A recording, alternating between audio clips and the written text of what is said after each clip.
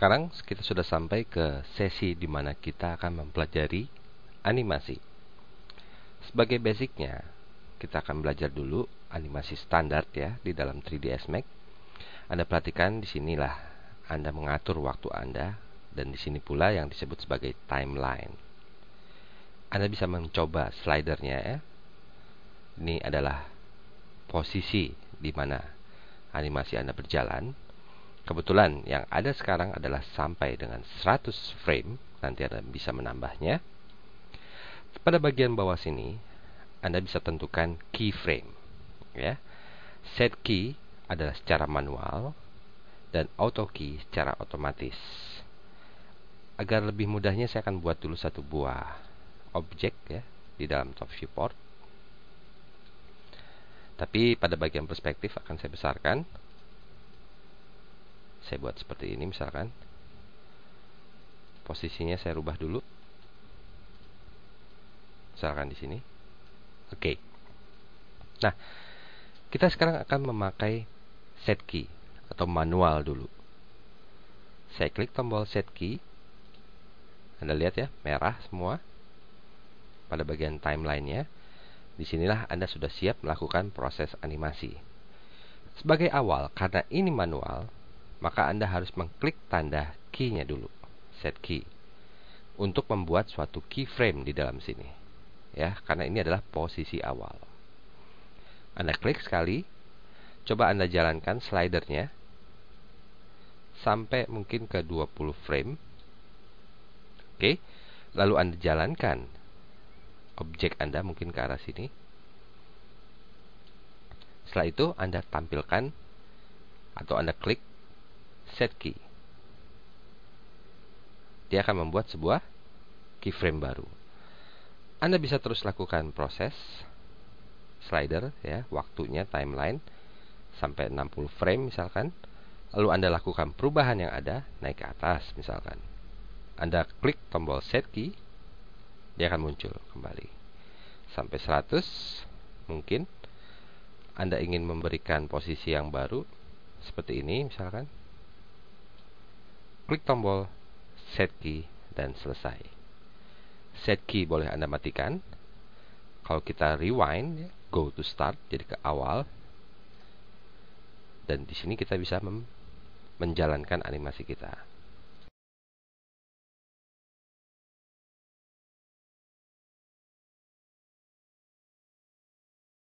Oke, ada yang namanya previous frame, jadi per frame, next frame, dan bagian akhir. Pergi ke bagian akhir. Pergi ke bagian awal. Play. Oke, inilah standar animasi yang bisa Anda coba. Anda harus tahu bahwa keyframe ini ada warna-warnanya ya, merah, hijau, dan biru.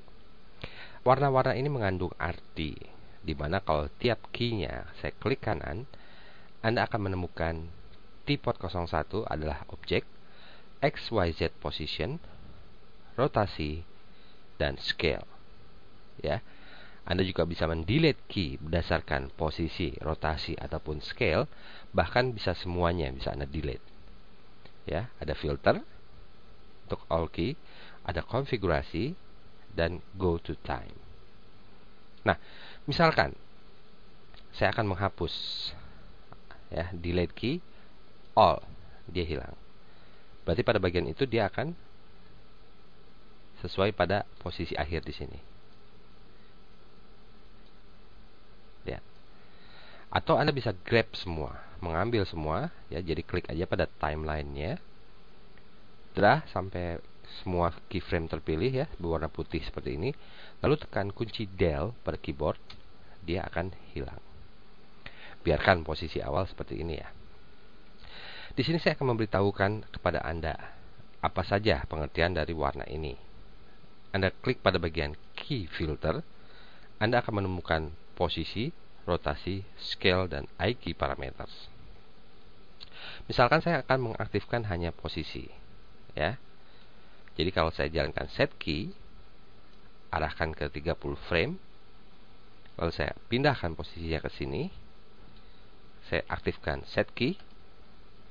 Anda lihat warna apa untuk posisi. Untuk posisi berarti warnanya merah ya. Nah, sekarang saya jalankan ke sini. Ya. Pada set key filter saya akan mengaktifkan rotationnya saja untuk mengetahui warna apa rotation itu. Ya, saya close. Lalu saya akan merotasi objeknya seperti ini. Misalkan set key, Anda akan melihat warna hijau untuk rotasi. Saya buka lagi key filter dan saya ingin tahu scale itu seperti apa warnanya. 100. Lalu saya klik kanan scale, besarkan. Set key, dia berwarna biru. Jadi merah adalah untuk posisi, hijau untuk rotasi, dan biru untuk scale.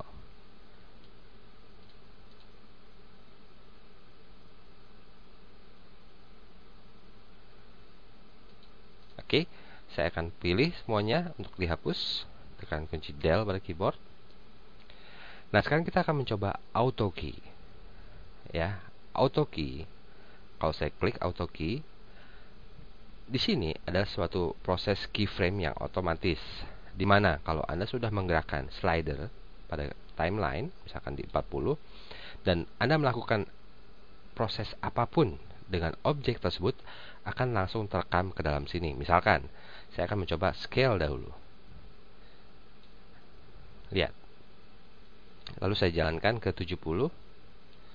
Saya akan buat dia rotate. Lalu saya jalankan ke 100. Saya akan move dia.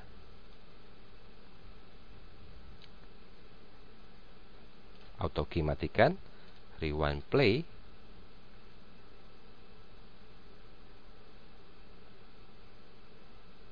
Oke. Nah, ini dia. Anda lihat ya, warnanya biru untuk scale, hijau untuk rotasi, dan terakhir ditutup dengan proses moving atau pemindahan posisi. Itu jika Anda melakukan auto key.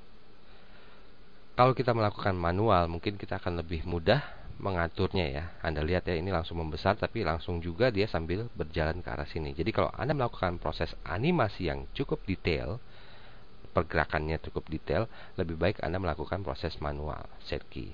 Nanti kita akan sampai kepada bagian di mana kita bisa mengaturnya secara lebih detail lagi. Sekarang saya hapus dulu semua ya, semua key.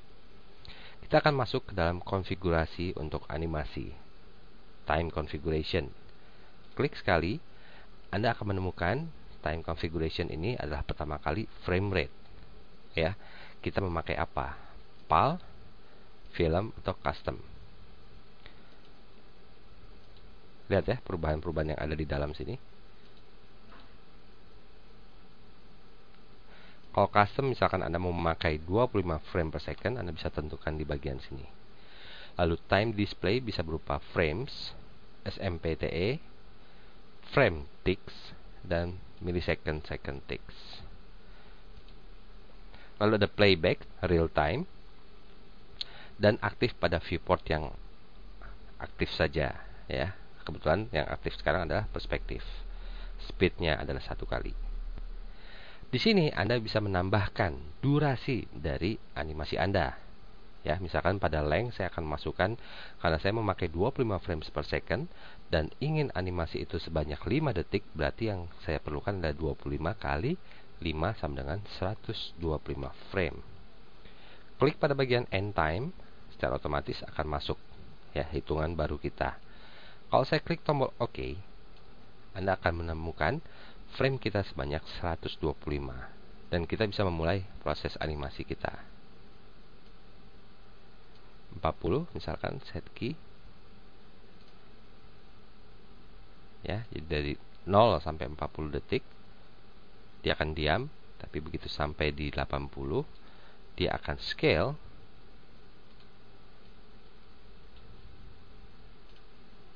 Di sini saya scale down, set key, jangan lupa rewind dan play. Proses animasi tidak saja hanya dengan menggunakan moving, rotate, dan scale. Modifier ataupun parameter-parameter yang ada juga bisa dianimasikan. Sebagai contoh, saya akan buat dulu ya objek baru. Saya hapus objek yang lama. Saya akan mencoba silinder. Pada bagian silinder ini, kita akan memberikan modifier langganan kita, yaitu bend. Di sini saya akan melakukan proses auto key. Ya, taruhlah di sekitar frame ke 75. Saya akan menggerakkan angle dari band ini. Anda perhatikan ya, pada setiap anak panah ke atas dan ke bawah ini, kalau saya klik dan kebetulan animasi dalam keadaan auto key sedang aktif, kalau saya klik, dia akan berwarna merah.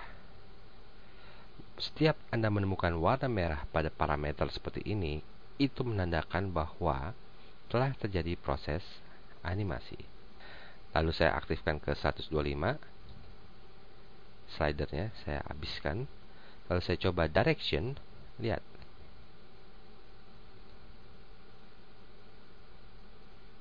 stop. Auto key saya matikan, rewind, dan play. Kalau saya klik kanan pada bagian ini, Anda akan melihat bahwa silinder 01 angle dan kedua adalah direction, sesuai dengan apa yang sudah kita buat atau animasikan di dalam parameter bend. Oke, tips berikutnya di dalam animasi sederhana adalah pengkopian keyframe. Saya akan coba dengan objek baru, sphere misalkan ya. Di sini kita coba pakai set key. Saya akan majukan dia ke arah sini. Set key. Ya, jadi ada pergerakan ke arah situ. Jika saya ingin kembalikan ya ke arah belakang, daripada kita mengira-ngira dengan melakukan proses seperti ini, saya Ctrl Z dulu. Kita bisa mengcopy kepada keyframe awal. Shift, tekan kunci Shift, klik drag ke frame yang akan Anda tuju. Lepas, selesai. Antara keyframe awal ini sama dengan yang ada di sini. Jadi kalau kita jalankan, bentuknya seperti ini. Posisinya pas ya. Kita bisa copy. Ini juga Shift, tarik.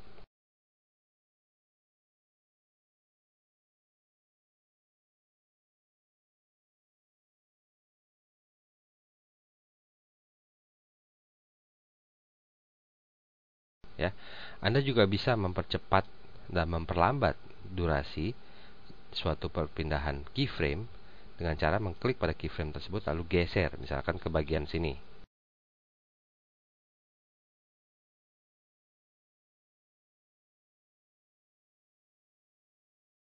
Ini saya akan geser.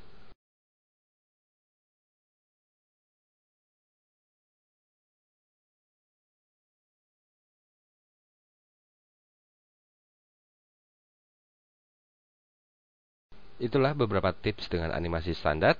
Kita akan lanjutkan ke sesi berikutnya di dalam animasi.